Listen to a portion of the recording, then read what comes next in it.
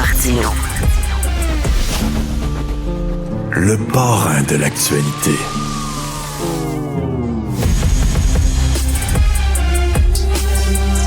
On est avec Elsie Lefebvre. J'ai envoyé mes 3 enfants à l'école privée. Ça coûte un bras. Puis là, tu dis oui, mais quand même, l'argent qu'on envoie, l'argent qu'on leur donne va dans l'éducation quand même. Là, on apprend qu'il y a un collège privé. Ils ont tellement d'argent, ils ont acheté une forêt. Avec un lac au Mont-Tremblant. La plus belle montagne, une des plus belles montagnes du Québec. Une forêt. Non, c'est ça. C'est Francis Baye qui a fait plusieurs articles. Sérieusement, c'est vraiment intéressant sur les écoles privées, le financement, ce qu'ils font. Puis là, le dernier topo, sérieusement, c'est l'école Le Tendre.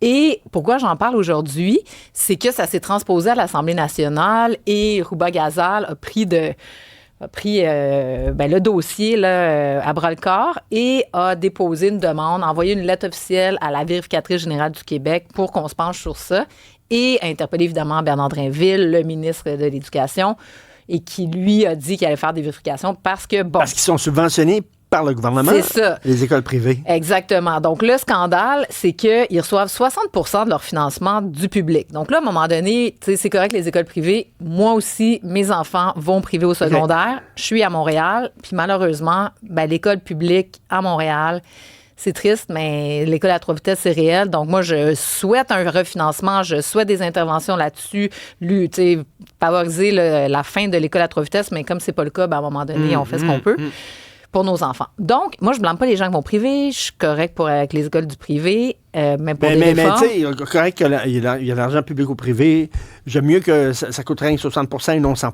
C'est encore drôle, parce que là, je veux pas rentrer dans le débat, mais c'est sûr que si les écoles publiques avaient 100% du financement qui s'en va au privé, puis que juste parce qu'en ce moment, les écoles privées, ils trient juste les meilleurs, donc évidemment que ça fait des classes difficiles au public. Donc là, on n'aurait pas le même style d'école publique, puis sûrement que mes enfants iraient au public à ce moment-là. T'as raison. Ça, c'est un autre débat. T'as raison, mais là, comment ça se fait que l'argent du public va dans l'achat d'une forêt? C'est comment ça. les autres justifient ça? Exactement. Donc là, imagine-toi, c'est fou cette histoire-là, c'est que là, eux, ils ont décidé... Bon, première chose, sachons, on va placer les choses en perspective. Le directeur du Collège Le Tendre fait un salaire de 325 000 $. Donc déjà... Savez-vous que le premier ministre du Québec, 270 000 et le ministre de l'Éducation, 230 000. Donc, tu sais, je veux bien le Collège Le Tendre, mais bon, tu sais, je pense pas que c'est... C'est la première fois que j'entends parler de ce collège-là, moi. À Laval, là, je pense que c'est un bon collège, mais effectivement, là, il n'est pas numéro 1 palmarès de l'actualité ni du Journal Montréal, mais tout ça pour dire 325 000. Déjà, tu te dis, OK, tu sais, bon. Là, arrive le dossier en question, c'est que là, ils ont décidé d'acheter une forêt devant un lac au Mont-Tremblant. Et là, ils ont payé ça. Imagine-toi que c'était Patrice Brisebois, là, l'ancien défenseur du Canadien, qui avait ça. Et dans leur livre comptable, ils ont payé pour ça près de 16 millions de $. Et là, tu te dis, c'est ça. Voyons donc. Et là, ce qu'ils disent, c'est vraiment alambiqué, c'est que le projet... Parce qu'eux, ils disent, on utilise les fonds publics pour la mission éducative de l'école, mais ça, c'est les profits qu'on fait. Donc ça, c'est pour investir pour un autre projet. Et là, ce qu'ils voudraient faire, c'est un projet 100% privé pour des enfants de gens très riches qui iraient dans cette école-là pour faire de genre de sport-études de ski alpin, des jeunes qui viendraient d'à travers le monde. Et donc, c'est comme ça qu'ils justifient un peu le fait qu'ils ont acheté ça. C'est complètement mégalo. Oui, effectivement. Et en attendant de réaliser ce projet totalement mégalo, là, qu'est-ce qu'ils font? C'est qu'il y a un petit chalet ou un moyen chalet, on ne sait pas trop. Puis là, les cadres du Collège Le Tendre ont l'occasion d'aller faire des petits séjours dans ce chalet. Donc là, tu te dis, mais voyons donc. Non, mais être parent, moi, puis j'envoie mon enfant là, puis ça me coûte un bras, je dirais, c'est ça.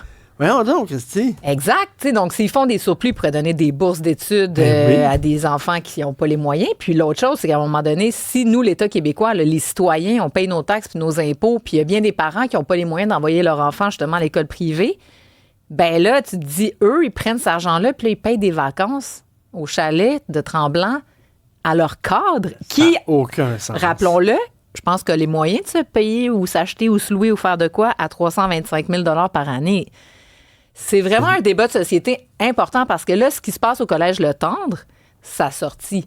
Mais qu'est-ce qui se passe dans les autres collèges du Québec. Donc, il y a 60% de fonds publics dans les collèges privés. Donc, on peut pas dire, là, ils font ce qu'ils veulent, puis la gestion, il y a un conseil d'administration. Donc, tu sais, je m'inquiète pas que les fonds sont bien gérés, tu sais, dans le sens que je pense pas qu'il y a des gens qui s'en mettent dans les poches, mais qu'est-ce qu'on fait avec l'argent public? Et Rouba Gazal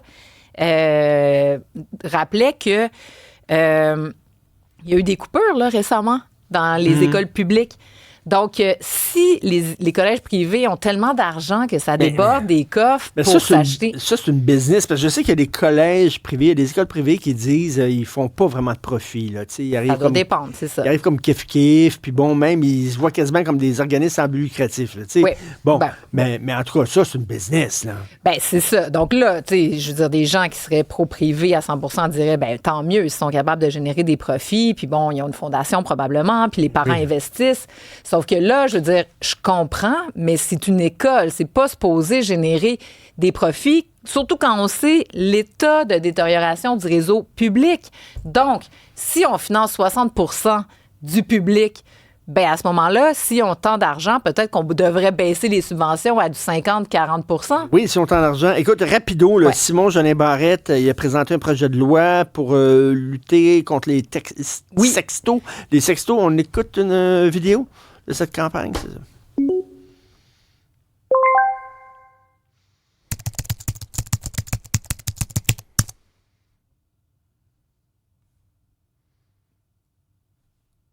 Ça pourrait être votre fille, votre fils, votre sœur. Il ne suffit que d'un texto pour briser quelqu'un. Le partage d'images intimes sans consentement est un fléau. Il est temps que les personnes victimes soient mieux accompagnées. On s'y attaque demain. Qu'est-ce que tu en penses de ça? Peut-être pas du vidéo, là? Bon, un peu mécanique, là, la présentation. Je pense que ça, on dit, cette fois-ci, on ne dépense pas d'argent, donc on va le faire nous-mêmes avec un trépied. Mais non, moi, je trouve que c'est une excellente initiative de Simon Jolin Barrette. Bon, il a fait les pourboires il n'y a pas longtemps. Il arrive avec ça. Je veux dire, c'est il a fait des tribunaux aussi pour les agressions sexuelles. Exact. Tu sais, comment il tire, il a fait la loi 21, la loi 96. C'est lui, ça, dans l'autre mandat d'avant. Il donc, bouge, oui. Simon Jolin Barrette. Puis c'est ça, il y a eu des gros mandats au mandat numéro 1. Puis justement, on l'a moins vu pendant un bout. Il est quand même leader du gouvernement, donc il occupe un poste important. Mais moi, je pense que c'est un des maillons très forts du gouvernement. Il aurait intérêt. Il est studieux. Il est comme Christine Fréchette. Là, tu le sens qu'il est sa coche, qu'il répond. C'est un avocat aussi. Bon. Mais bref, pour revenir à cette initiative, franchement, bravo, parce que ça peut détruire des vies. Puis un texto partagé. Puis, tu sais, ça va permettre aussi aux parents de faire de l'éducation davantage, la sensibilisation. C'est sûr qu'on en parle. C'est quoi que ça projette, là? Qu'est-ce que ça va faire? C'est qu'il va y avoir des amendes. Donc, puis donc, ici, il y a quelqu'un qui est pris à faire ça. Maintenant, là, il va y avoir un numéro où tu peux appeler, puis avoir des enquêtes. Tu sais, ça sera pas, là, tu sais, démène-toi comme citoyen. C'est la fin des dick pics? Ben, possiblement. Je pense que c'est pas une mauvaise affaire. C'est pas une mauvaise affaire, c'est sûr. Mais c'est vrai que c'est un maillon fort du gouvernement Simon Jolin Barrette. Vraiment. C'est un premier de classe comme l'autre. Là, exactement. Un vrai nationaliste aussi, peut-être, qui pourrait aller au Parti québécois. Mais oui, un jour. Merci, Elsie. Au revoir. Merci,